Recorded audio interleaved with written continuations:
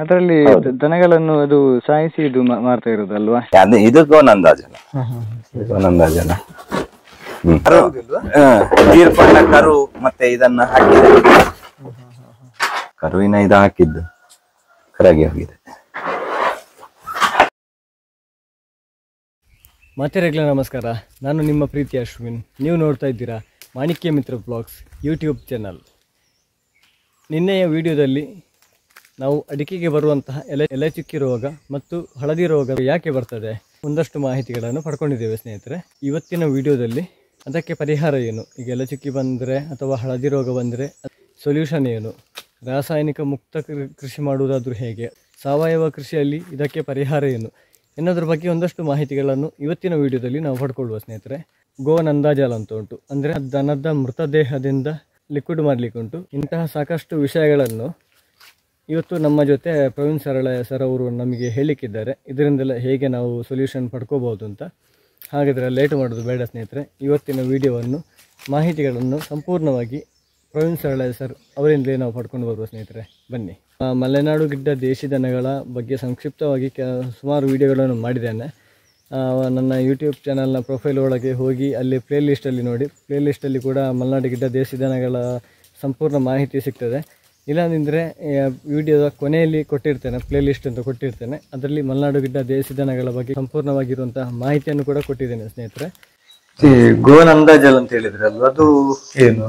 ಹಾಗೆಂದ್ರೆ ಗೋನಂದಾಜಲ ಅಂತ ಹೇಳುವಂಥದ್ದು ವೃಕ್ಷಾಯುರ್ವೇದದಲ್ಲಿ ಮರಣ ಹೊಂದಿದ ಗೋವು ಅಥವಾ ಮರಣ ಹೊಂದಿದ ಜೀವಿಗಳದ್ದು, ಪ್ರಾಣಿಗಳಿಂದ ಕುಣುಪ ಜಲ ಅಂತ ಹೇಳುವಂತದ್ದನ್ನು ತಯಾರು ಮಾಡುವಂತ ಇದಿದೆ, ವಿವರ ಇದೆ. ಗೋನಂದಾಜಲ ಮಾಡ್ತಿದ್ದೀರಲ್ಲ ಸರ್, ಅದರಲ್ಲಿ ದನಗಳನ್ನು ಅದು ಸಾಯಿಸಿ ಇದು ಮಾಡ್ತಾ ಇರೋದಲ್ವಾ? ಅದರ ದನಗಳ ಬಾಡಿ ಎಲ್ಲ ಉಂಟಲ್ವಾ? ಹೌದು. ಅದು ಯಾವ ತರ ಅಂದ್ರೆ ಸಾಯಿಸಿ ಮಾಡುದಲ್ಲ, ಸಹಜವಾಗಿ ಮರಣ ಹೊಂದಿದ ಗೋವಿನಿಂದ ಮಾಡುದು. ಅಂದ್ರೆ ವಯಸ್ಸಾಗಿ ಸಹಜವಾಗಿ ಮರಣ ಹೊಂದಿದ್ದು, ಹೆಚ್ಚು ಆರೋಗ್ಯದ ಸಮಸ್ಯೆ ಆಗಿ ರಾಸಾಯನಿಕ ಇದೆಲ್ಲ ಔಷಧಿ ಎಲ್ಲ ಹಾಕಿದ ದನವೂ ಆಗುದಿಲ್ಲ ಅದಕ್ಕೆ. ಮತ್ತೆ ಕೃತಕವಾಗಿ ಆತರ ಸಾಯಿಸಿದ ದನವೂ ಆಗುದಿಲ್ಲ. ಸಹಜವಾಗಿ ಮರಣ ಹೊಂದಿದ ಗೋವನ್ನು ಮಾಡಬೇಕು. ಅಂದ್ರೆ ನಿಮಗೆ ಈ ಒಂದು ಐಡಿಯಾವನ್ನು ಯಾರು ಸರ್ ಕೊಟ್ಟದ್ದು? ಅಂದ್ರೆ ವಾಲ್ಮೀಕಿ ಅಯ್ಯಂಗಾರ್ ಅಂತ ಹೇಳಿದೆ, ಅವರು ಮಾಡ್ತಾ ಇದ್ರು ಕುಣುಪ ಜಲ ಅಂತ ಹೇಳುವಂಥದ್ದು. ಆಮೇಲೆ ಅವರು ಮೈಸೂರು ಬೆಂಗಳೂರು ಹತ್ರ ಇದ್ದಾರೆ ಅವರು. ಅಂದ್ರೆ ಅದಕ್ಕೆ ಏನಾದ್ರು ಪರ್ಮಿಷನ್ ಅಥವಾ ಏನಾದ್ರು ಇದಕ್ಕೆ ಉಲ್ಲೇಖ ಉಂಟೆ ಎಲ್ಲಿಯಾದ್ರೂ ಇದರ ಬಗ್ಗೆ?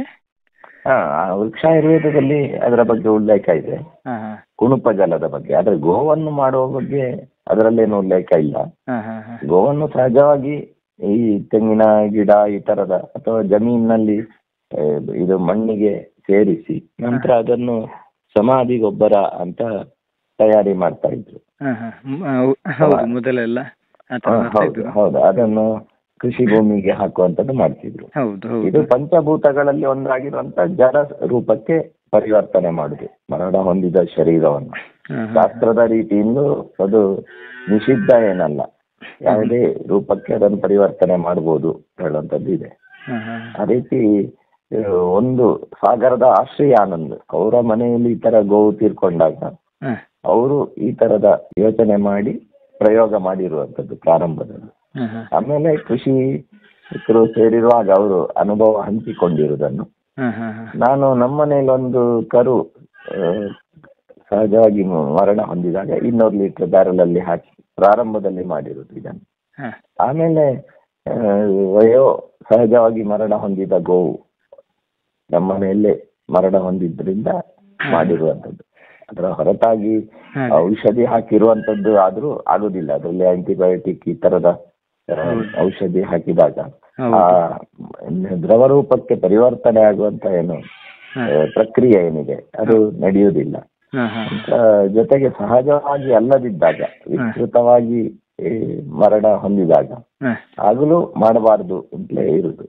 ಹಾಗಾಗಿ ಇದು ಗೋವು ಮರಣ ಹೊಂದಿದ ಮೇಲೂ ಲಕ್ಷಾಂತರ ರೂಪಾಯಿ ಅದರಿಂದ ಏನು ಮನುಷ್ಯನಿಗೆ ರೈತನಿಗೆ ಲಾಭ ಇದೆ. ಅವನಿಗೆ ಅದು ಭೂಮಿಗೆ ಪೂರಕವಾಗಿ ಅದು ಒಂದು ಸಂಪತ್ತು ಅಂತ ಹೇಳಿದನ್ನು ಸಿದ್ಧಪಡಿಸ್ಬೇಕು. ಕಸಾಯಿ ಖಾನೆಗೆ ಅಥವಾ ಕಟುಕರ ಕೈಗೆ ಗೋ ಹೋಗುವಂಥದ್ದು ನಿಲ್ಲಬೇಕು ಅಂತ ಹೇಳೋ ಉದ್ದೇಶದಿಂದಲೇ ಗೋನಂದಾಜೆಲ್ಲ ಮಾಡ್ತಾರೆ. ಹೌದು. ಬೇರೆ ಪ್ರಾಣಿಗಳಿಂದಲೂ ಮಾಡ್ಬೋದಾ ಅಂತ ಹೇಳುವಂತ ಪ್ರಶ್ನೆ ಬರ್ಬೋದು. ಇದು ನಾವು ನೇರವಾಗಿ ಗೋವಿದ್ದು ಮಾತ್ರ ಸಹಜವಾಗಿ ಮರಣ ಹೊಂದಿದ್ದನ್ನು ಮಾತ್ರ ಮಾಡುವಂಥದ್ದು. ಹೌದು. ಇದರಿಂದ ಮುಂದಿನ ದಿನಗಳಲ್ಲಿ ಸಮಾಜದಲ್ಲಿ ತಪ್ಪು ತಿಳುವಳಿಕೆ ಏನಾದರೂ ಬರ್ಬೋದಾ? ಅಂದ್ರೆ ತಪ್ಪು ತಿಳುವಳಿಕೆ ಅಂತ ಹೇಳೋದು ತಿಳ್ಕೊಳ್ಳುವವರ ಯೋಚನೆಯಲ್ಲಿ ಇದೆ. ಹೌದು. ಏನಂದ್ರೆ ಈಗ ಅನೇಕರು ಪ್ರಶ್ನೆ ಮಾಡ್ತಾರೆ, ಇದು ಹೆಚ್ಚು ಇದಕ್ಕೆ ಈ ರೀತಿ ಬೆಲೆ ಇದ್ರೆ ಗೋವನ್ನು ಇದಕ್ಕೋಸ್ಕರ ಕಡಿಲಿಕ್ಕಿಲ್ವಾ ಅಂತ. ಅದಕ್ಕೆ ಉತ್ತರ ಅಂದ್ರೆ ಈಗ ಕಡಿತಾ ಇಲ್ವಾ ಅಂತ ಹೇಳುವಂಥದ್ದು. ಹೌದು. ಈಗಾಗಲೇ ಕಡಿತಾ ಇದ್ದಾರೆ. ಅದನ್ನು ಕಡಿಮೆ ಯಾರು ರೈತ ಕೊಟ್ಟ ಕಾರಣ ಕಡಿತಾ ಇದ್ದಾರೆ. ರೈತನೇ ಕೊಡುದಿಲ್ಲ, ಅದನ್ನು ಬಳಕೆ ಮಾಡ್ತಾನೆ ಅಂದ್ರೆ ಆಗ ಕಡಿಯುವಂತ ಪ್ರಶ್ನೆ ಬರುವುದಿಲ್ಲ. ಹೌದು. ಹಾಗಾಗಿ ಎಲ್ಲಿ ಇದಾಗಬೇಕು, ವ್ಯತ್ಯಾಸ ಆಗಬೇಕು ಅಂತ ಹೇಳುವಂತಲ್ಲೇ ಇದು ವ್ಯತ್ಯಾಸ ಮಾಡಬೇಕು ಹೇಳುವ ದೃಷ್ಟಿಯಿಂದ ಇದನ್ನು ಮಾಡಿರುವಂಥದ್ದು.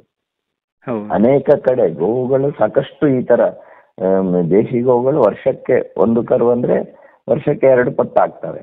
20-25 ವರ್ಷ ಬದುಕ್ತವೆ. ಹೆಚ್ಚು ದನ ಇದ್ದಲ್ಲಿ ವರ್ಷಕ್ಕೊಂದು 2 ವರ್ಷಕ್ಕೊಂದು ಗೋವು ಮರಣ ಹೊಂದ್ತಾ ಇರ್ತದೆ. ಗೋಶಾಲೆಗಳಲ್ಲಂತೂ ತಿಂಗಳಲ್ಲೇ 5, 6, 10 ಈ ತರ ಗೋವುಗಳು ಮರಣ ಹೊಂದುವಂಥದ್ದು ಆಗ್ತದೆ. ಆ ರೀತಿ ಸಹಜವಾಗಿ ಮರಣ ಹೊಂದಿದ್ದು ನಿರಂತರವಾಗಿ ಸಿಗ್ತಾ ಇರ್ತದೆ, ಸಿಗುದಿಲ್ಲ ಅಂತ ಹೇಳುವಂಥದ್ದಿಲ್ಲ. ಮತ್ತೆ ಇದಕ್ಕೆ ಆ ರೀತಿಯ ಗೋವುಗಳನ್ನೇ ಬಳಕೆ ಮಾಡ್ಬೇಕು. ಆ ರೀತಿಯ ಜೀವಂತವನ್ನು ಸಾಯಿಸಬಾರದು ಅಂತ ಹೇಳುವ ಉದ್ದೇಶಕ್ಕಾಗಿ ಭಾರಿ ಪ್ರಮುಖವಾದ ಉದ್ದೇಶ ಇದರಲ್ಲಿ ಗೋನಂದಾಜೆಲ್ಲದ ತಯಾರಿಯಲ್ಲಿ. ಕೃಷಿ ಭೂಮಿಯ ಫಲವತ್ತತೆ ಜೊತೆಗೆ ಜೀವಂತ ಗೋವನ್ನು ಕಟುಕರಿಗೆ ಕೊಡಬಾರ್ದು. ಅದು ಈ ತರ ಅಸಹಜವಾದಂತ ಸಾವು ಅದಕ್ಕೆ ಬರಬಾರ್ದು. ಚೆನ್ನಾಗಿ ಅದನ್ನು ನೋಡಿಕೊಳ್ಳಬೇಕು. ಈ ದೃಷ್ಟಿಯಿಂದ ಗೋನಂದಾಜೆಲ್ಲ ಒಂದು ಮಹತ್ವವಾದಂತ ಒಂದು ತಯಾರಿ ಅಂತ ನನಗೆ ಅನ್ನಿಸ್ತದೆ. ಹೌದು. ಇನ್ನೊಂದು ಸಣ್ಣ ಡೌಟ್ ಸರ್, ಈಗ ಸತ್ತ ಮೇಲೆ ಒಂದು ಹೊತ್ತಿಸ್ತಾರೆ ಅಥವಾ ಮಣ್ಣು ಮಾಡುವ ಒಂದು ಕ್ರಮ ಉಂಟು, ಆತ್ಮಕ್ಕೆ ಶಾಂತಿ ಸಿಗ್ತದೆ ಅಂತ. ಈ ತರ ಇದು ಮಾಡುವಾಗ ಅದರ ಆತ್ಮಕ್ಕೆ ಶಾಂತಿ ಸಿಗಬಹುದಾ? ಹೇಗೆ ಅದು? ಅಂದ್ರೆ ಅದೇ ನಾನು ಆಗ್ಲೇ ಹೇಳಿದೆ, ಪಂಚಭೂತಗಳಲ್ಲಿ ಯಾವುದೇ ರೂಪಕ್ಕೆ ಪರಿವರ್ತನೆ ಮಾಡಬಹುದು ಅಂತ ಹೇಳುವಂಥದ್ದು ಇರುದು. ಈಗ ಪಾರ್ಸಿಗಳು ಮೇಲೆ ಎತ್ತರದ ಕಟ್ಟಡದ ಮೇಲೆ ಜೀವಿಗಳಿಗೆ ಏನು ಪಕ್ಷಿಗಳಿಗೆಲ್ಲ ಆಹಾರದ ರೀತಿ ಇಡ್ತಾರೆ. ಹಿಂದೂಗಳು ಮಣ್ಣು ಮಾಡ್ತಾರೆ, ಅಥವಾ ಹಿಂದೂಗಳು ಬೆಂಕಿ ಇದು ಸುಡುವಂಥದ್ದು ಅಗ್ನಿಗೆ ಸಮರ್ಪಣೆ ಮಾಡ್ತಾರೆ. ಹೌದು. ಸಂತರದ್ದನ್ನೆಲ್ಲ ಮಣ್ಣಿನ ಇದರಲ್ಲಿ ಸಮಾಧಿ ಮಾಡ್ತಾರೆ. ಬೇರೆ ಮತಗಳಲ್ಲೂ ಈ ತರ ಸಮಾಧಿ ಮಾಡುವಂತ ಪದ್ಧತಿ ಇದೆ. ಈಗಂತೂ ಅನೇಕರು ವೈದ್ಯಕೀಯ ಇದಕ್ಕೋಸ್ಕರ ಇಡೀ ದೇಹವನ್ನೇ ದಾನ ಮಾಡ್ತಾರೆ. ಮರಣ ಹೊಂದಿದ್ಮೇಲೆ ಸಂಶೋಧನೆ ದೃಷ್ಟಿಯಿಂದ ಅದನ್ನು ಕತ್ತರಿಸಿ ಇದು ಮಾಡಿ ಅದರ ಅಂಗಾಂಗಗಳನ್ನು ಇದು ಮಾಡುವಂಥದ್ದು ಮಾಡ್ತಾರೆ. ಈ ರೀತಿ ಆತ್ಮ ಅಂತ ಹೇಳುವಂಥದ್ದು ಇರುವಂಥದ್ದು. ಅದು ಹೋದ ಮೇಲೆ ಶಿವ ಹೋದ ಮೇಲೆ ಶವ. ಶವ ಅಂತ ಹೇಳೋದು ಪಂಚಭೂತಗಳಿಂದ ಬಂದಿರುವುದು ಶರೀರ. ಅದು ಪಂಚಭೂತಗಳಲ್ಲಿ ಯಾವ್ದಕ್ಕಾದ್ರೂ ಒಂದಕ್ಕೆ ಹೋಗ್ಬೇಕು ಅಂತ ಹೇಳುವಂಥದ್ದು ಇರುವುದು. ಅದರಿಂದ ದೋಷ ಇದೆ ಅಂತ ಹೇಳುವಂಥದ್ದು ಅದು ಭಯಪಡಿಸುವಂತದ್ದು ಮಾಡ್ಬೋದು ಬಿಟ್ಟರೆ ಅದರಲ್ಲಿ ಅಂತದ್ದು ಏನು ಸಂಗತಿಗಳು ಸರಿಯಾಗಿ ವಿವೇಕದಿಂದ ಯೋಚನೆ ಮಾಡಿದ್ರೆ ಏನಿಲ್ಲ. ಹೌದು. ನೀವೀಗ ಮಾಡ್ತಿರುವಂತ ಈ ಕಾರ್ಯದಲ್ಲೂ ಕೂಡ ಕೊನೆಗೆ ಅದು ಹೋಗಿ ಸೇರುದು ಮಣ್ಣಿಗೆ. ಹೌದು. ಮಣ್ಣಿನ ಫಲವತ್ತತೆ ಹೆಚ್ಚು ಮಾಡ್ತದೆ. ಪಂಚಭೂತದಿಂದ ಪಂಚಭೂತಕ್ಕೆ ಸೇರುವಂತದ್ದು. ಹೌದು. ಅದರ ಮೌಲ್ಯ ಒಂದು ವರ್ಧನೆ ಮಾಡುವಂತದ್ದು ಆಗ್ತದೆ ಇದರಲ್ಲಿ. ಇನ್ನೊಂದು ರೀತಿಯಲ್ಲಿ ನೋಡಿದ್ರು ಕೂಡ ನೀವು ಯಾವುದೇ ರೀತಿಯಲ್ಲಿ ಹಿಂಸೆ ಮಾಡ್ತಾ ಇಲ್ಲ. ಸತ್ತ ನಂತರದ ದೇಹವನ್ನು ಅದನ್ನು ಸಹಜ ಮರಣ ಹೊಂದಿದ ಮೇಲೆನೆ ಇದನ್ನು ಈ ತರ ದ್ರವ ರೂಪಕ್ಕೆ ಪರಿವರ್ತನೆ ಮಾಡುವುದು. ಹೌದು. ಹೌದು. ಅಥವಾ ಹಿಂದಿನವರೆಲ್ಲ ಅದನ್ನು ಗುಂಡಿ ತೆಗೆದು ಆ ತರ ಮಾಡ್ತಾ ಇದ್ರು. ಆದ್ರೆ ಈಗ 10 ಜನರಿಗೆ ಒಂದು ಉಪಯೋಗ ಆಗ್ಲಿ ಅನ್ನೋ ದೃಷ್ಟಿಯಿಂದ ದ್ರವ ರೂಪ ಮಾಡಿ ಎಲ್ಲರಿಗೂ ಒಂದು ಕೊಡ್ತಾ ಇದ್ದೀರಿ. ಹೌದು. ಅಲ್ಲ, ಈಗ ನೀವು ಮಣ್ಣಲ್ಲಿ ಹಾಕಿದ್ರು ಈ ತರದ ಸೂಕ್ಷ್ಮ ಜೀವಿಗಳು ಅದನ್ನು ವಿಘಟನೆ ಮಾಡಿ ಮಣ್ಣಿಗೆ ಸೇರಿಸುವಂತದ್ದು ಮಾಡ್ತಾರೆ. ಇದರಲ್ಲೂ ನಾವು ಅದೇ ಪಪ್ಪಾಯಿ ಅಥವಾ ಯೂನಿಯನ್ ಜೈಮ ಹಾಕಿ ಅದು ವಿಘಟನೆ ಆಗಿ ದ್ರವ ರೂಪಕ್ಕೆ ಪರಿವರ್ತನೆ ಆಗ್ತದೆ. ಆ ಶರೀರ ಏನು ಇದೆ ಅದು ಪರಿವರ್ತನೆ ಆಗ್ತದೆ. ಹಾಗಾಗಿ ಪ್ರಕ್ರಿಯೆಯಲ್ಲಿ ವ್ಯತ್ಯಾಸ ಇಲ್ಲ. ಅದರ ಇದರಲ್ಲಿ ಘನರೂಪದ ಬದಲು ದ್ರವ ರೂಪದಲ್ಲಿ ಅದು ಪರಿವರ್ತನೆ ಆಗ್ತದೆ. ಸ್ಥಳದ ವ್ಯತ್ಯಾಸ, ಮಣ್ಣಿನ ಅಡಿಯ ಬದಲು ಟ್ಯಾಂಕಿಯ ಒಳಗೆ ಅದು ಪರಿವರ್ತನೆ ಆಗುವಂಥದ್ದು ಆಗ್ತದೆ ಹೇಳೋದು ಅಷ್ಟೇ. ಇದು ಬಿಟ್ರೆ ಇದರ ದೃಷ್ಟಿಯಿಂದ ಯಾವುದೇ ಅದರ ಬಗ್ಗೆ ಅಳುಕು ಇದು ಮಾಡುವಂತ ಅವಶ್ಯಕತೆ ಇಲ್ಲ. ಆ ತರ ಶಾಸ್ತ್ರ ಅಧ್ಯಯನ ಮಾಡಿದ ಸಂತರ ನಡುವೆ ಚರ್ಚೆ ಮಾಡಿದಾಗಲೂ ಅವರು ಪಂಚಭೂತಗಳಲ್ಲಿ ಯಾವುದಕ್ಕೂ ಪರಿವರ್ತನೆ ಮಾಡಬಹುದು ಅಂತ ಹೇಳುವಂತ ನಿರ್ಣಯವನ್ನೇ ಕೊಟ್ಟಿದ್ದಾರೆ. ನಾವು ಅತ್ಯಂತ ಘೋರವಾದಂತ ಅನ್ಯಾಯ, ಭೂಮಿ ಅಂತ ಹೇಳುವಂಥದ್ದು ಅದಕ್ಕೆ ಏನು ತೊಂದರೆಗಳನ್ನು ಮಾಡಬಾರ್ದು, ಪ್ರಕೃತಿಗೆ ತೊಂದರೆ ಮಾಡಬಾರದು ಅಂತ ಹೇಳುವಂತ ನಾವು ಭೂಮಿಗೆ ವಿಷವನ್ನು ಅವ್ಯಾಹತವಾಗಿ ಹಾಕ್ತಾನೆ ಇದ್ದೇವೆ. ಇದರ ಬಗ್ಗೆ ನಮಗೆ ಪಾಪ ಪ್ರಜ್ಞೆ ಇಲ್ಲ. ಆದ್ರೆ ಒಂದು ಮೃತ ಶರೀರವನ್ನು ದ್ರವ ಮಾಡ್ಬೇಕಾ ಅಥವಾ ಮಣ್ಣು ಮಾಡ್ಬೇಕಾ, ಅದರಿಂದ ದೋಷ ಇದೆಯಾ ಅಂತ ಹೇಳುವಂತ ಪ್ರಶ್ನೆಗಳು ಬರ್ತವೆ. ಅಂದ್ರೆ ನಮ್ಮ ಏನು ಯೋಚನೆಯ ಧರ್ಮ ಯಾವ್ದು ಅಧರ್ಮ ಅಂತ ಅದನ್ನು ಇದು ಪ್ರತ್ಯೇಕವಾಗಿ ಇದು ಮಾಡೋದ್ರಲ್ಲಿ ನಮ್ಮ ಯೋಚನೆಯಲ್ಲಿ ಅದನ್ನು ಸಾಕಷ್ಟು ಯೋಚನೆ ಮಾಡಬೇಕಾದ ಅಗತ್ಯ ಇದೆ. ಪ್ಲಾಸ್ಟಿಕ್ ಇರ್ಬೋದು, ವಿಷ ಇರ್ಬೋದು, ರಾಸಾಯನಿಕ ಗೊಬ್ಬರ ಇರ್ಬೋದು, ಇದನ್ನು ಹಾಕ್ಲಿಕ್ಕೆ ಯಾವುದೇ ಅಳುಕು ಮಾಡೋದಿಲ್ಲ. ನಾವು ಭೂಮಿಯನ್ನು ನಾಶ ಮಾಡ್ತಾ ಇದ್ದೇವೆ, ಪ್ರಕೃತಿಯನ್ನು ನಾಶ ಮಾಡ್ತಾ ಇದ್ದೇವೆ. ಒಂದು ಭಾಗ ದೋಷ ಬರ್ತದೆ, ಈ ತರ ತೊಂದರೆ ಬರ್ತದೆ ಅಂತ. ಇನ್ನೊಂದು ಈ ತರ ಪ್ರಕೃತಿಯನ್ನು ನಾಶ ಮಾಡೋ ಯಾವುದೇ ಹಕ್ಕು ನಮಗಿಲ್ಲ, ಪ್ರಕೃತಿಯ ಶೋಷಣೆ ಮಾಡೋದು. ಈ ಪ್ರಕ್ರಿಯೆಯಲ್ಲಿ ಯಾವುದೇ ಶೋಷಣೆ ಇಲ್ಲ, ಅದನ್ನು ಪರಿಪಕ್ವಗೊಳಿಸುವ ಭೂಮಿಗೆ ಸೇರಿಸುವ ಪ್ರಕ್ರಿಯೆ ಮಾತ್ರ ಇದೆ. ಇನ್ನೊಂದು ನಿಮ್ಮ ವಿಚಾರದಲ್ಲಿ ನನಗೆ ಖುಷಿಯಾದದ್ದು ಅಂತ ಹೇಳಿದ್ರೆ, ನಿಮ್ಗೆ 8 ಎಕರೆ ಜಾಗ ಇದ್ರೂ ಕೂಡ 6 ಎಕರೆಯನ್ನು ಕಾಡಿಗೆ ಬಿಟ್ಟಿದ್ದೀರಿ. 2 ಎಕರೆಯಲ್ಲಿ ಮಾತ್ರ ಕೃಷಿ ಮಾಡ್ತಾ ಇದ್ದೀರಿ. ಯಾರಾದ್ರೂ ಇವತ್ತಿನ ಕಾಲದಲ್ಲಿ ಈ ತರ ಮಾಡುವವರು ಯಾರು ಇಲ್ಲ. ಅದೇ ಏನಂದ್ರೆ ಪ್ರಕೃತಿ ನಮಿಗೋಸ್ಕರನೇ ಇರುದಲ್ಲ, ಎಲ್ಲಾ ಜೀವಿಗಳು ಅದರಲ್ಲಿ ಬದುಕಬೇಕು. ಅದು ಯೋಚನೆಯಿಂದ ನಾವು ಹೊರಗೆ ಬಂದಿರೋದ್ರಿಂದ ಇವತ್ತು ಈ ರೀತಿ ಪ್ರಾಣಿಗಳ ದೋಷ ಹಾವಳಿ, ಅದಕ್ಕೆ ಬೇಕಾದ ಕಾಡಿನಿಂದ ನಾವೆಲ್ಲವನ್ನು ಕಿತ್ಕೊಂಡಿದ್ದೇವೆ. ಹಾಗಾಗಿ ನಾಡಿಗೆ ಬರ್ತಾ ಇದೆ. ಈಗ ಪರಿಹಾರ ಇಲ್ಲದ ಸ್ಥಿತಿಗೆ ನಾವು ತಲುಪಿದ್ದೇವೆ. ನಮ್ಮ ದುರಾಸೆಯ ಕಾರಣಕ್ಕಾಗಿ ಪರಿಹಾರ ಇಲ್ಲ ಅಂತ ಹೇಳುವಂತ ಸ್ಥಿತಿಗೆ ತಲುಪಿದ್ದೇವೆ. ಈಗ ನಿಮಗೆ ಈ ಗೋನಂದ ಜಲ ಇದು ಎಲ್ಲಿಂದೆಲ್ಲ ಅಂದ್ರೆ ಫೋನ್ ಮಾಡ್ತಾ ಇದ್ದಾರೆ ನನಗೂ ಕೂಡ ಬೇಕು ಅಂತ ಹೇಳಿ? ನನಗೆ ಈಗ ನಮ್ಮ ಕರ್ನಾಟಕದ ರಾಜ್ಯದ ಸಾಮಾನ್ಯ ಎಲ್ಲಾ ಜಿಲ್ಲೆಗಳಿಂದ ಬೇಡಿಕೆಗಳು ಬರ್ತಾ ಇದೆ. ಅಮೆರಿಕಾದಿಂದಲೂ ಕೂಡ ಕಾಲ್ ಮಾಡ್ತಾ ಇರ್ತಾರೆ? ಹೌದು, ಅಮೆರಿಕಾದಿಂದ. ಅಂದ್ರೆ ಅವರ ತೋಟ ಇಲ್ಲಿದೆ, ಅವರು ತೋಟ ನೋಡ್ಕೊಳ್ಳೋರು ಇಲ್ಲಿದ್ದಾರೆ. ಅವರು ನನಗೆ ಗೋನಂದ ಜಲ ಬೇಕು, ಅದಕ್ಕೆ ಮುಂಗಡ ನಾನು ಕೊಡ್ತೇನೆ, 1 ತಿಂಗಳ ನಂತರ ಬೇಕು ಅಂತ ಹೇಳುವಂತ ಆ ತರದ ದೂರವಾಣಿ ಕರೆಗಳು ಬಂದಿದ್ದಾರೆ. ಅವರು ಯೋಚನೆ ಮಾಡ್ಬೇಕು. ಅವ್ರವ್ರು ಯೋಚನೆ ಏನು ಇದು ತಪ್ಪು ಅಂತ ತಿಳ್ಕೊಳ್ಳೋದಕ್ಕೆ ನಾವೇನು ಇದು ವಿರೋಧ ಮಾಡೋದು ಅಲ್ಲ. ಅವ್ರವ್ರಿಗೆ ಅವರವರ ಯೋಚನೆ. ಆದ್ರೆ ಮತ್ತೆ ಯಾವ್ದು ಸರಿ ಯಾವ್ದು ತಪ್ಪು ಅಂತ ಹೇಳೋದನ್ನು ಒಂದಷ್ಟು ಮಂಥನ ಮಾಡಿದ್ರೆ ಆಗ ಸರಿಯಾದ್ದು ಹೊರಗೆ ಬರ್ತದೆ. ಈ ಗೋನಂದ ಜಲ ಅಂದ್ರೆ ಮರಣ ಹೊಂದಿದ ಗೋವನ್ನು ದ್ರವ ರೂಪಕ್ಕೆ ಪರಿವರ್ತನೆ ಮಾಡಿ ದ್ರವ ಗೊಬ್ಬರ ತಯಾರು ಮಾಡುವಂತ ಪ್ರಾರಂಭದಲ್ಲಿ ಶುರು ಮಾಡಿದ್ರು. ನಾನು ಅದನ್ನು ಕೇಳಿದ ಮೇಲೆ ಪ್ರಾರಂಭದಲ್ಲಿ 2017ನೇ ಇಸ್ವಿಯಲ್ಲಿ ಒಂದು ಕರು ಮನೆಯಲ್ಲಿ ತೀರ್ಕೊಂಡಿತ್ತು. ಅದನ್ನು 200 ಲೀಟರ್ ಬ್ಯಾರಲ್ಲಿಗೆ ಹಾಕಿ ಅದಕ್ಕೆ ಯಾವುದೇ ಮರಣ ಹೊಂದಿದ ಗೋವು ಇದ್ರೆ ಅದಕ್ಕೆ ಸಮ ಪ್ರಮಾಣದ ಸೆಗಣಿ, ಅಷ್ಟೇ ಗೋಮೂತ್ರ, ಅಷ್ಟೇ ಮಜ್ಜಿಗೆ, ಮತ್ತೆ 10ನೇ 1 ಭಾಗ ಪಪ್ಪಾಯಿ, 10ನೇ 1 ಭಾಗ ಬೆಲ್ಲ, ಇದನ್ನು ಮಿಶ್ರಣ ಮಾಡಿ ಪೂರ್ತಿ ಗಾಳಿ ಆಡದ ರೀತಿ 4 ತಿಂಗಳು ಇಡಬೇಕು. ಅದು ದ್ರವ ರೂಪಕ್ಕೆ ಪರಿವರ್ತನೆ ಆಗ್ತದೆ. ಪಪ್ಪಾಯಿ ಇಲ್ಲ ಅಂತಾದ್ರೆ ಯೂನಿಯನ್ಸೈಮ್ ಅಂತ ಒಂದು 500 mg ಮಾತ್ರೆ ಬರ್ತದೆ. ಅದನ್ನು 10 kgಗೆ 1 ರಾಗಿ ಹಾಕ್ಬೇಕು. ಅದು ಪೂರ್ತಿ ಅದನ್ನು ಡಿಕಂಪೋಸ್ ಮಾಡುವಂತ ಕೆಲಸ ಮಾಡ್ತದೆ. ಹಾಗಾಗಿ ಜೀವಾಮೃತದಷ್ಟು ವಾಸನೆ ಇಲ್ಲದ ರೀತಿಯ ಒಂದು ದ್ರವ ಗೊಬ್ಬರ ತಯಾರಿ ಆಗ್ತದೆ. ಅಂದ್ರೆ ಇದು ಬ್ಯಾರಲ್ ಮಾಡ್ಬೇಕಾ ಅಥವಾ ಟ್ಯಾಂಕಿ ಸಿಮೆಂಟ್ನ ಟ್ಯಾಂಕಿ ಆಗ್ಬೋದು, ಅಥವಾ ಹೊಂಡ ತೆಗೆದು ಪ್ಲಾಸ್ಟಿಕ್ ಇದು ಸಿಲ್ಪಾಲಿನ್ ಅಥವಾ ಜಿನೇಗರ್ ಈ ತರ ಶೀಟ್ ಹಾಕಿ ಮಾಡುವಂಥದ್ದು ಮಾಡ್ಬೋದು. ಅದು ನೀರಿನ ದ್ರವ ಇದಕ್ಕೆ ಮಣ್ಣಿಗೆ ಸೇರದ ರೀತಿ ಟ್ಯಾಂಕಿ ವ್ಯವಸ್ಥೆ ಬೇಕು. ಮಣ್ಣಿಗೆ ಸೇರಬಾರ್ದು ದ್ರವ ಅಂದ್ರೆ ಅದರ ಪೂರ್ತಿ ಸತ್ವ ಮಣ್ಣಿಗೆ ಹೋಗಿ ಇದಾಗ್ತದೆ. ನಾವು ಹಾಕಿರೋ ಮಜ್ಜಿಗೆ ಇರ್ಬೋದು, ಇದಿರ್ಬೋದು, ಆ ತರ ಮಣ್ಣಿಗೆ ಸೇರದ ರೀತಿಯ ನಾಡಿದ ತೆಗೆಯುವಾಗ ಎಂತ ಸಿಗ್ಲಿಕ್ಕಿಲ್ಲ. ಹೌದು, ಅದರ ಸತ್ವ ನಷ್ಟ ಆಗ್ತದೆ. ಆ ದೃಷ್ಟಿಯಿಂದ ಆ ತರದ ಟ್ಯಾಂಕಿ ಬೇಕು. ನಮ್ಮನೆಲ್ಲ ಒಂದು ಹಳೆಯ ಗೋಬರ್ ಗ್ಯಾಸ್ ನ ಬಾವಿ ಇದೆ, ಡ್ರಮ್ ಟೈಪಿನ ಇದು. ಅದರಲ್ಲಿ ನಾನು ಮಾಡಿರುವಂಥದ್ದು ಸಿಮೆಂಟ್ ಬಾವಿ ಅದು. ಅದರಲ್ಲಿ ಆಮೇಲೆ ಮರಣ ಹೊಂದಿದ ಗೋವುಗಳನ್ನು ಅದಕ್ಕೆ ಹಾಕಿ ಮಾಡಿರುವಂಥದ್ದು. ಅಂದ್ರೆ ಅದನ್ನು ಹೇಗೆ ಬಳಕೆ ಮಾಡುವುದು? ಅದು 1 ಎಕರೆಗೆ 5 ಲೀಟರ್ ಅದರ ಪ್ರಮಾಣ. ವರ್ಷದಲ್ಲಿ 3 ಸಲ ಕೊಡಬೇಕು. ನಾನು ಪ್ರಾರಂಭದಲ್ಲಿ ಆ ವರ್ಷವೇ ಸಿಂಪಡಣೆ ಮಾಡುದು, ಕೊಳೆ ರೋಗಕ್ಕೆ ಸಿಂಪಡಣೆ ಮಾಡುವುದನ್ನು ನಿಲ್ಲಿಸಿದೆ. ಆ ವರ್ಷ ತೀವ್ರವಾದ ಕೊಳೆ ರೋಗ ಬಂದು ಹಳದಿ ಆಗ್ಲಿಕ್ಕೆ ಶುರು ಆಯ್ತು. ಅಂದ್ರೆ ಗಿಡ ಸಾಯ್ಲಿಕ್ಕೆ ಹೊರಟಿತ್ತು. ಅಲ್ಲಿಗೆ ಗೋನಂದ ಜಲ ಹಾಕಿದಾಗ ಅದು ಮತ್ತೆ ಹಸಿರಾಯ್ತು. ಮತ್ತೆ ಆಗ್ಲೇ ಹೇಳಿದಾಗೆ ಮಣ್ಣಿನ ವೈವಿಧ್ಯತೆ, ಮಣ್ಣಿನ ಒಂದು ಚದರ ಅಡಿಯಲ್ಲಿ ನೋಡಿದ್ರೆ ಬೇರೆ ಬೇರೆ ರೀತಿಯ ಗಿಡಗಳು ಇದು ಜಾಸ್ತಿ ಕಾಣ್ಲಿಕ್ಕೆ ಶುರುವಾಯ್ತು. ಒಂದಂತೂ ಹಿಮಾಲಯದ ಅಪರೂಪದ ಅಂತ ಹೇಳುವಂತ ಒಂದು ಗಿಡ ಕೂಡ ಇದರಲ್ಲಿ ತೋಟದಲ್ಲಿ ಕಾಣಿಸಿತು. ಯಾವುದೋ ಹಕ್ಕಿ ತಂದ ಹಾಕಿದ ಇದರಲ್ಲಿ, ಅಂದ್ರೆ ಮಣ್ಣಿನ ಫಲವತ್ತತೆ ಇದ್ದಾಗ ಅದು ಹುಟ್ಟಿಕೊಂಡು ಬಿಡುತ್ತದೆ.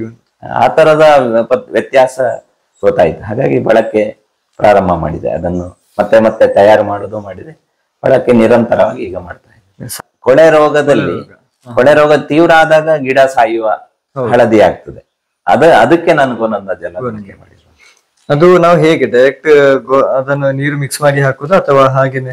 ನಮ್ಮ ಭೂಮಿಯಲ್ಲಿ ತೇವಾಂಶ ಇದೆ, ಮುಚ್ಚಿಗೆ ಇದೆ, ನೇರ ಬಿಸಿಲು ಬೀಳುದಿಲ್ಲ ಅಂತ ಆದ್ರೆ ನೇರ ಒಂದೊಂದು ಬುಡಕ್ಕೆ 10 ml ಅದನ್ನು ಹಾಕ್ಬೋದು. ಅಂದ್ರೆ ಅದು ಸೂಕ್ಷ್ಮ ಜೀವಿಗಳಿಗೆ ಆಹಾರ, ಅವುಗಳೇ ಬಂದು ಅದನ್ನು ತಿಂದು ವೃದ್ಧಿ ಆಗುವಂತದ್ದು ಆಗ್ತದೆ. ಈ ತರ ಮುಚ್ಚಿಗೆ ಇಲ್ಲ ಇದೆಲ್ಲ ಈ ಸ್ಥಿತಿ ಇದ್ರೆ ಸ್ವಲ್ಪ 1 ಲೀಟರ್ ನೀರಿಗೆ 10 ml ನ ರೀತಿ, ಅಂದ್ರೆ 100 ಲೀಟರ್ಗೆ 1 ಲೀಟರ್ ಹಾಕಿ ಒಂದೊಂದು ಬುಡಕ್ಕೆ 1 ಲೀಟರ್ ಸುತ್ತಲೂ ಎರಿಯುವಂಥದ್ದು ಇದನ್ನು ಮಾಡಬೇಕಾಗ್ತದೆ. ಇಲ್ಲಾಂದ್ರೆ ನೀವು ಇದ್ರಲ್ಲೂ ಸ್ಪ್ರಿಂಕ್ಲರ್ ಡ್ರಿಪ್ ಮೂಲಕನೂ ಕೊಡಬಹುದು. ಅದನ್ನೇನಾದ್ರೂ ಸ್ಪ್ರೇ ಮಾಡ್ಲಿಕ್ಕೆ ಆಗ್ತದೆ ಅಂದ್ರೆ ಮದ್ದು ಬಿಡುವಾಗೇನೆ? ಹೌದು, ಅದು ಇದಕ್ಕೆ ಹೂವಿನ ಗಿಡಗಳಿಗೆ, ಸಣ್ಣ ಅಡಿಕೆ ಗಿಡಗಳಿಗೂ ಬಳಕೆ ಮಾಡಬಹುದು. ಸಿಂಪಡಣೆ ಮಾಡೋದಂದ್ರೆ 1 ಲೀಟರ್ ಅನ್ನು 100 ಲೀಟರ್ ನೀರಿಗೆ ಮಿಶ್ರಣ ಮಾಡಿ ಸಿಂಪಡಣೆ ಮಾಡುವಂಥದ್ದು ಮಾಡಬಹುದು. ಸಿಂಪಡಣೆ ಬಳಕೆಗೂ ಬಳಕೆ ಮಾಡಿ. ಈಗ ಬಂದಿರುವಂತ ಚುಕ್ಕಿ ರೋಗ ಇದೆಲ್ಲ ಕಡಿಮೆ ಆಗ್ತದ? ಅಂದ್ರೆ ನನ್ನ ಕೈಯಿಂದ ಒಬ್ರು ತಿಲಕ್ ರಾಜ್ ಅಂತ ಬೆಳ್ತಂಗಡಿಯವರು, ಅವರು ಕಳೆದ 3 ವರ್ಷದಿಂದ ಬಳಕೆ ಮಾಡ್ತಾ ಇದ್ದಾರೆ. ಮೊನ್ನೆ 1-2 ತಿಂಗಳ ಹಿಂದೆ ಹೇಳಿದ್ರು, ನನ್ನಲ್ಲಿ ಎಲೆ ಚುಕ್ಕಿ ರೋಗ ಇತ್ತು, ಅದು ಕಡಿಮೆ ಆಗಿದೆ ಇದರ ಬಳಕೆಯಿಂದ ಅಂತ. ಹಾಗಾಗಿ ಅವರು ಒಂದು ಲೇಖನವನ್ನು ಬರೆದು ಕೊಟ್ರು. ಎಲೆ ಚುಕ್ಕಿ ರೋಗ ನಂಗೆ ಪೂರ್ತಿ ನಿಯಂತ್ರಣಕ್ಕೆ ಬಂದಿದೆ ಗೋನಂದ ಜಲದ ಕಾರಣಕ್ಕೆ ಅಂತ. ಆ ರೀತಿಯ ಒಬ್ಬರು ರೈತರು ಸಿಕ್ಕಿದ್ದಾರೆ. ಉಳಿದಂತೆ ಹಸುರಾಗ್ತದೆ, ಚೆನ್ನಾಗಿ ಗಿಡ ಬರ್ತದೆ, ಮಣ್ಣಿನ ಫಲವತ್ತತೆ ಹೆಚ್ಚಾಗ್ತದೆ. ಇದು ಸಾಮಾನ್ಯ ಎಲ್ಲರ ಅನುಭವ ಕೂಡ. ಅದರಿಂದ ಸಂಪೂರ್ಣ ನಮಗೆ ಪ್ರಯೋಜನ ಸಿಗ್ಬೇಕು ಅಂತ ಹೇಳಿದ್ರೆ ರಾಸಾಯನಿಕ ಬಳಸಬಾರದು. ಯಾಕಂದ್ರೆ ರಾಸಾಯನಿಕ ಬಳಸಿದ ತಕ್ಷಣ ವಿರುದ್ಧ ಪ್ರಕ್ರಿಯೆ ಆಗ್ತದೆ, ಜೀವಿಗಳು ಸಾಯುವಂತದ್ದಾಗ್ತದೆ. ಹಾಗಾಗಿ ಫೈಟಿಂಗ್ ಆಗ್ತದೆ. ರಾಸಾಯನಿಕ ಬಳಕೆ ಮಾಡುವವರು ಗೋನಂದ ಜಲವನ್ನು ಒಂದು ಭಾಗಕ್ಕೆ, ಒಂದು 4 ಎಕರೆ ಇದೆ ಅಂದ್ರೆ 1 ಎಕರೆಗೆ ಅಥವಾ 10 ಸೆಂಟ್ಸಿಗೆ, ಈ ತರ 100 ಗಿಡಕ್ಕೆ 50 ಗಿಡಕ್ಕೆ ರಾಸಾಯನಿಕ ಬಳಕೆದೇ ಮಾಡದೇ ಪ್ರಯೋಗ ಶುರು ಮಾಡ್ಬೇಕು. ಅದು ಸಾವಯವ ಮಾಡೋದಿದ್ರು, ಗೋನಂದ ಜಲ ಮಾಡೋದಿದ್ರು, ಮತ್ತೆ ರಾಸಾಯನಿಕ ಬಳಕೆ ಮಾಡಿದ್ರೆ ಅದರ ಉಪಯೋಗ ಉಪಯೋಗ ಇಲ್ಲ ಅಂತ. ಅದೇ ಸಂಪೂರ್ಣವಾಗಿ 1-2 ವರ್ಷ ಇದನ್ನೇ ನಾವು ಕಂಟಿನ್ಯೂ ಮಾಡ್ತಾ ಇದ್ರೆ ಸ್ವಲ್ಪ ಪಿಕಪ್ ಆಗ್ತದೆ. ಗೊತ್ತಾಗ್ತದೆ, 1ನೇ ವರ್ಷದಲ್ಲೇ ಗೊತ್ತಾಗುತ್ತೆ. ಬಳಕೆ 1 ಬಾರಿ ಮಾಡಿದ್ರೇನೆ ಬದಲಾಗುವಂತದ್ದು ಗೊತ್ತಾಗ್ತದೆ. ನಿರಂತರ ಮಾಡಿದಾಗ ಮತ್ತೆ ಅಲ್ಲಿ ಆ ರೀತಿಯ ಒಂದು ವಾತಾವರಣ, ಅಂದ್ರೆ ಆ ಭೂಮಿಯ ಬದಲಾವಣೆ ಆಗಿರುವುದು ಆಗ್ತದೆ ಸಿದ್ಧ. ಸಂಪೂರ್ಣವಾಗಿ ಹಾಳಾಗಿರುವಂತ ತೋಟಕ್ಕೆ ವರ್ಷದಲ್ಲಿ ಎಷ್ಟು ಸರ್ತಿ ಕೊಡ್ಬೇಕು ಆಗಿ ಬರಬಹುದು? ಸಾಮಾನ್ಯ 3 ಸರ್ತಿ ಕೊಟ್ರೆ ಸಾಕಾಗ್ತದೆ. ಎಂತ ಹಾಳಾಗಿರುವ ಇದು ಕೂಡ ಅಂದ್ರೆ 1-2-3 ತಿಂಗಳಿಗೆ 4 ತಿಂಗಳಿಗೊಮ್ಮೆ ಅದನ್ನು ಹಾಕಿದ್ರೆ ಸಾಕಾಗ್ತದೆ. ಸ್ವಲ್ಪ ಹೆಚ್ಚು ಕೊಡಬಹುದು, ಕೊಡುವ ದೃಷ್ಟಿಯಿಂದ ಸ್ವಲ್ಪ ಹೆಚ್ಚು ಮಾಡಬಹುದು, ಪ್ರಮಾಣ ಮಾಡಬಹುದು. ಇಷ್ಟು ಸಾಕಾಗ್ತದೆ. 5 ಲೀಟರ್ ಎಕರೆಗೆ ವರ್ಷದಲ್ಲಿ 3 ಬಾರಿ ಕೊಟ್ರೆ. ಇದನ್ನು ಗೋನಂದ ಜಲವನ್ನು ಕೊಡುವಾಗ ಬೇರೆ ನಾವು ಹಟ್ಟಿ ಗೊಬ್ಬರ ಅಥವಾ ಜೀವಾಮೃತ ಎಲ್ಲ ಹಾಕಬಹುದಾ? ಹಟ್ಟಿ ಗೊಬ್ಬರದಲ್ಲಿ ಸಹಜವಾಗಿ ಜೀವಿಗಳಿರ್ತವೆ. ಈಗ ಗೋಕೃಪಾಮೃತ ಇರ್ಬೋದು, ಘನ ಜೀವಾಮೃತ ಇರ್ಬೋದು, ದ್ರವ ಜೀವಾಮೃತ ಇರ್ಬೋದು. ನಂತರ ಸೆಗಣಿ ದೊಡ್ಡ ಜೀವಿಗಳ, ಸೂಕ್ಷ್ಮ ಜೀವಿಗಳ ದೊಡ್ಡ ಭಂಡಾರನೇ ಅದು ಹಾಕಬೇಕು. ಆ ಜೀವಿಗಳು ಹೆಚ್ಚಾಗ್ಲಿಕ್ಕೆ ಗೋನಂದ ಜಲ ಬಳಕೆ ಆಗುವಂತ, ಆ ಜೀವಿಗಳಿಗೆ ಆಹಾರ, ಅದನ್ನು ತಗೊಂಡು ಅದು ಮತ್ತು ವೃದ್ಧಿ ಆಗುವಂಥದ್ದು. ಹಾಗಾಗಿ ಉಳಿದ ಗೊಬ್ಬರಗಳು ಈ ತರ ಅದನ್ನು ಹಾಕ್ಬೇಕಾಗ್ತದೆ. ಭೂಮಿಯಲ್ಲೂ ಜೀವಿಗಳಿರ್ತವೆ. ಈ ತರ ಸೆಗಣಿ ಹಟ್ಟಿ ಗೊಬ್ಬರದಲ್ಲೂ ಸ್ಲರಿಯಲ್ಲೂ ಸೂಕ್ಷ್ಮ ಜೀವಿಗಳಿರ್ತವೆ. ಗೋನಂದ ಜಲದಲ್ಲಿ ಜೀವಿಗಳಿಲ್ಲ.